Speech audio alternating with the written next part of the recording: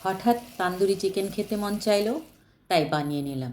ঘরে বানানো তান্দুরি চিকেন দেখতে দোকানের মতো না হলেও এটা দোকানের চেয়েতেও অনেকটা মজা হয়।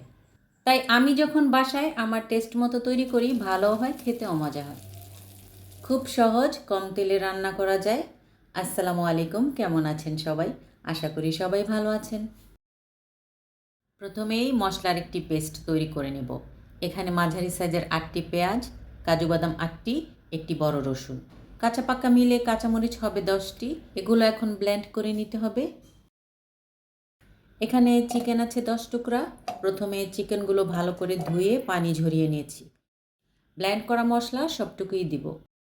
লাল মরিচের গুঁড়া 1 টেবিল চামচ, ধনিয়ার গুঁড়া 1 টেবিল চামচ, আদা রসুনের পেস্ট 2 টেবিল চামচ, গরম মশলার গুঁড়া 1/2 টেবিল চামচ, জিরার গুঁড়া 1/2 টেবিল চামচ, গোলমরিচের গুঁড়া 1/2 টেবিল চামচ, 1 চিমটি ফুড কালার, চিনি 1 টেবিল চামচ, ভিনেগার 2 টেবিল চামচ, তান্দুরি চিকেন মশলা পাউডার, এটা যে কোনো সুপার শপেই পেয়ে যাবেন, এটা হচ্ছে 2 টেবিল চামচ,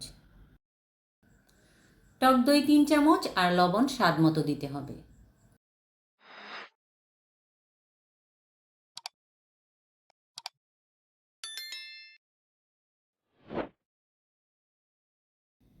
এক টেবিল চামচ সরিষার তেল দিয়ে মাখাজোকা করে ঢেকে রেস্টে রাখতে হবে 30 মিনিটের মতো। বাহিরে বা দাওয়াতে গেলে কিন্তু আমরা এই চিকেন তান্দুরিটা খেয়ে থাকি। বাসায় সাধারণত সবসময় কিন্তু এটা তৈরি করা হয় না। তো চেষ্টা করলাম আপনাদের সাথে রেসিপিটি শেয়ার করার জন্য। কেমন হয়েছে কমেন্ট করে জানাবেন। একটা কড়াইতে তেল সহ কড়াইটা ভালো করে গরম করে নিতে হবে। গরম করে মানে ভালো করে গরম করে নিতে হবে, তা না হলে চিকেন থেকে পানি বেরোবে, চিকেনের পোড়া ভাবটা আসবে না। এখন চিকেনগুলোকে 3টা বা 4টা করে দিতে হবে। মিডিয়ামের চেয়েও কম আছে চিকেনগুলো ভেজে নিতে হবে 7 মিনিট। একটা সাইড হয়ে যাওয়ার পর অন্য সাইড আবারও কম আছে ভেজে নিতে হবে আরও 7 মিনিট।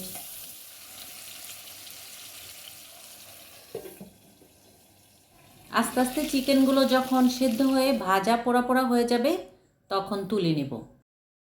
খুব সুন্দর তান্দুরি চিকেন মশলার কিন্তু একটা ঘ্রাণ পাচ্ছি। চিকেনগুলো ভাজা হয়ে গেলে চিকেনের ওই তেলে যে মশলাগুলো আছে ওই মশলাগুলো ভালো করে পরিষ্কার করে নিব। তারপরে আবার ওই তেলে আরও একটু তেল নিব। একই নিয়মে সবগুলো চিকেন ভেজে নিতে হবে।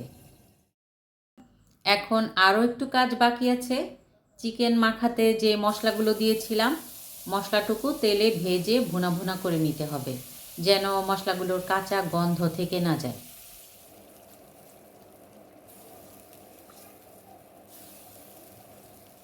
একটু পানি দিয়ে মশলাটাকে ভুনে নিতে হবে 5 থেকে 6 মিনিট।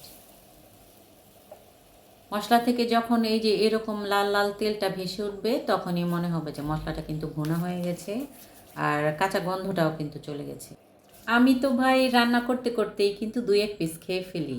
আপনারা চাইলে নান, পোলাও, খিচুড়ির সাথে কিন্তু নিতে পারেন। সবাই যে যেখান থেকেই আমার ভিডিওগুলো দেখছেন সবার জন্য রইল শুভকামনা। তো আজকের মতো এখানেই বিদায় নিচ্ছি। আল্লাহ হাফেজ।